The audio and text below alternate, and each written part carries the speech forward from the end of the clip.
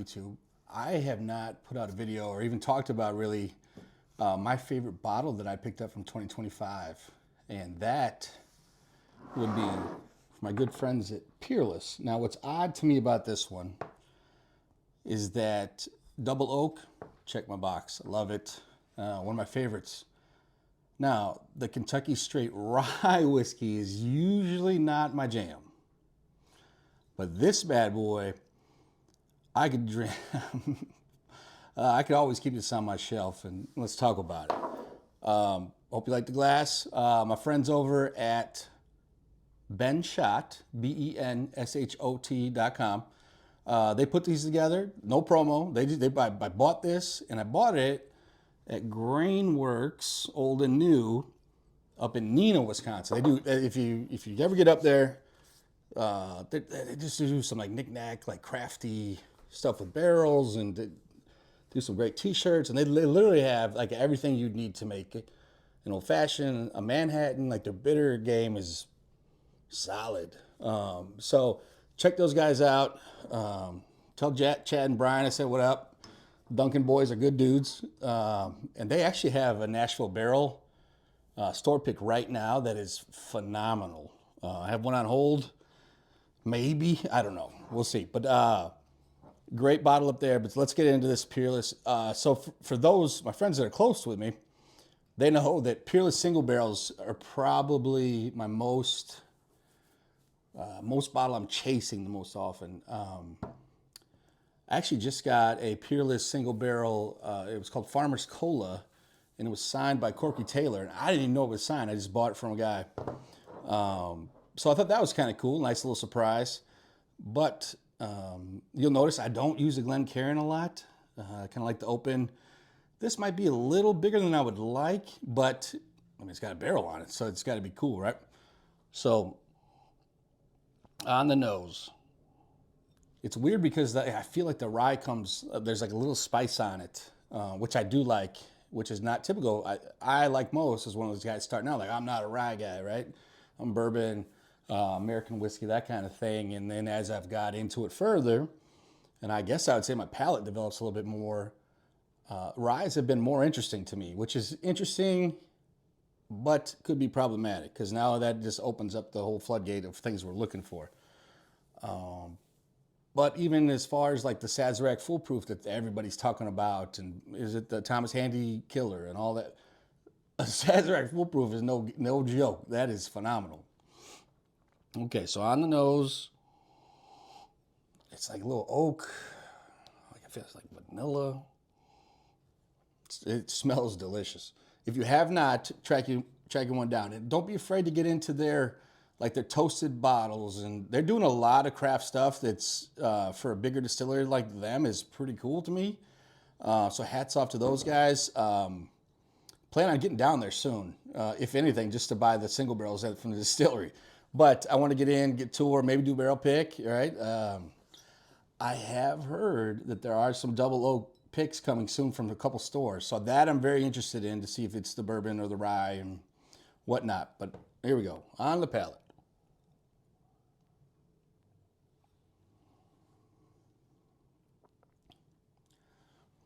It's so light on the palate, but yet the oak that comes through and almost like a sweetness on the back end is amazing. I don't like, Alicia always jokes with me that I could just put a piece of tree bark and chew on that, but I really like those oak tannins to come through and really shine, and this one does that. And I think the rye kind of offsets it a little bit because it's not as sweet, which I am a big fan of. I'm not like, if it was overly sweet with that oak, I don't know. But I'd be interested. But this one shocked me. And obviously Peerless doesn't make a cheap product. Their MSRP, I think this is like $110, $130 in there. For me, being in Wisconsin, the Peerless pricing is wild. It's like I'll walk into some stores, it'll be $99, and then another one will be $140. So it's just interesting seeing that and how it plays out. But to me, Peerless undefeated. This is delicious. It's I hate to use the term smooth, but It flows over my palate very nicely. It's not heavy, but I still get a little bit of that like oily oak tannin that I like. So I'm gonna need another one. You can see we're getting we're getting down, but that one will come back. We will come back and see that one again. But episode 17, I appreciate you all so much. Don't forget, drawing February 8th. Good luck. Must subscribe. Yeah, we're having a good time, man. Like All-Star weekend next weekend. Super Bowl this weekend. It's not really teams I'm really into. But, you know, it's a Super Bowl. So we'll watch. Hopefully there's a decent commercial or two. As always, I appreciate you guys. Be safe. Showtime here, episode 17. A couple things. Reminder that on February 8th, I will draw a winner from YouTube subscribers that I will give them the opportunity either to grab a Stag 25B or get their shoe size, and I'm going to hook them up with something nice. So we'll get there. I appreciate all the love and support. It's been a while. We're over 6,000 subs right now, which is, I never thought. I thought it'd take me a year to get to like 1,000. So the fact that we're here now, it's like wild. So anyways, raffle February 8th. The following weekend is a big one because it's one of my favorite weekends of the year. NBA All-Star game, you got the Friday night action, Saturday night, and then the game on Sunday. I'm sorry. Are they playing the rookie-sophomore game anymore? I don't know. Maybe that used to be on Friday nights. It might be all Saturday night now and Sunday, but regardless of all that, I probably won't watch every event, but it's one of the best times of the year for sneakers. And that is what I wanted to talk about. A couple sneakers I'm looking forward to.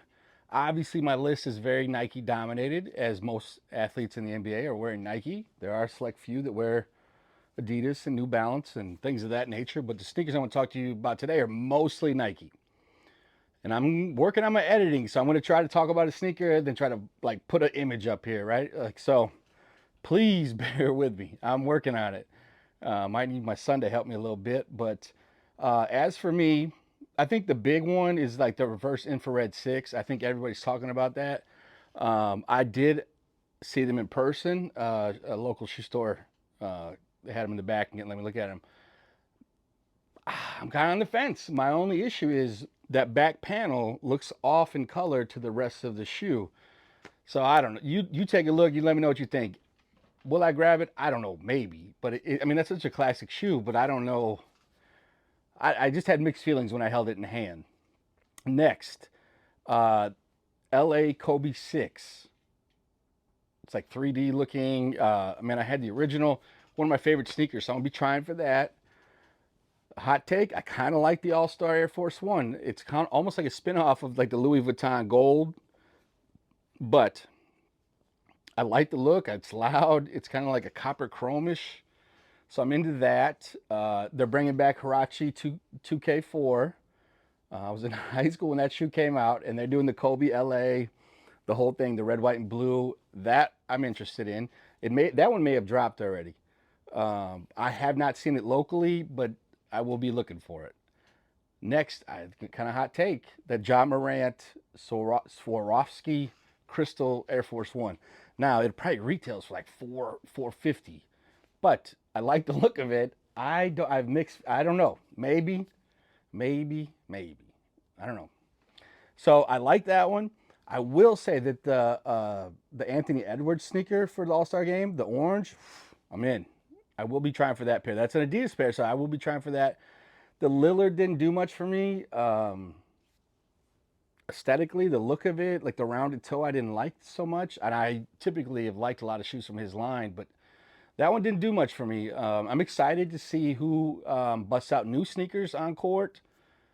Hopefully, I haven't seen rosters for anything. So hopefully, outside chance, I would like to see like Con Knipple in the three-point competition. Obviously, he's a Jordan brand guy, and I think they would lace him up with something nice. So I think that would be fun. Lastly, and someone please explain to me why Jordan 40s are so hard to get my hands on. Like, they are impossible to find near me. So they're calling it the All-Star 40, but it's really like a black and infrared 40. I'm in. Like that one will be owned by me. I will have that sneaker. The other ones it's gonna be a big draw. There's an All Star Jordan 1. I don't like the ice sole. Living in Milwaukee, that thing's gonna get filthy, and so I'm good on that. The Levi Jordan 3. There's like I believe 3 colorways, two darker ones, one lighter one. Doesn't do much for me. I get the draw of it, and it's cool. Materials are great. It's great work, but sometimes it's just not for you, right? And that's kind of how I feel about those. I know a lot of guys, and people, well, I should say people that would be trying for them. I probably won't be. So for me, it's really like All Star Air Force One, Jordan 40, maybe a Ja. Now for the Nike player shoes I've seen, I did find it interesting that the Booker, the Devin Booker, looks eerily familiar to like the orange pair they just released, the Phoenix colorway. But it looks like they just added a black swoosh. But the sole is solid, so like it's like, oh, why didn't I wait and grab that instead? I will try for that. And to me, the sleeper of the whole lineup is the Giannis 7. The shoe is not sold well, but it's bright. It almost looks like a foam posit, like the way the material like shines on it. So I'm excited to see that one in person, and maybe it's his last All Star game for the Bucks. I mean, I hope not. I really hope not. Um, Comments coming out from him is he's saying he still wants to be here, so we'll see. But like I said in the earlier video, I don't fault him either way. Whatever he chooses to do, we support him. But down in the comments, leave me what are you looking for? And if you need any help, let me know. Shoot me a DM, leave a comment. Let's get more engagement. Let's talk more about sneakers. I appreciate you all. Episode 17. Reminder, February 8th, we'll do the drawing. I appreciate you. Be safe.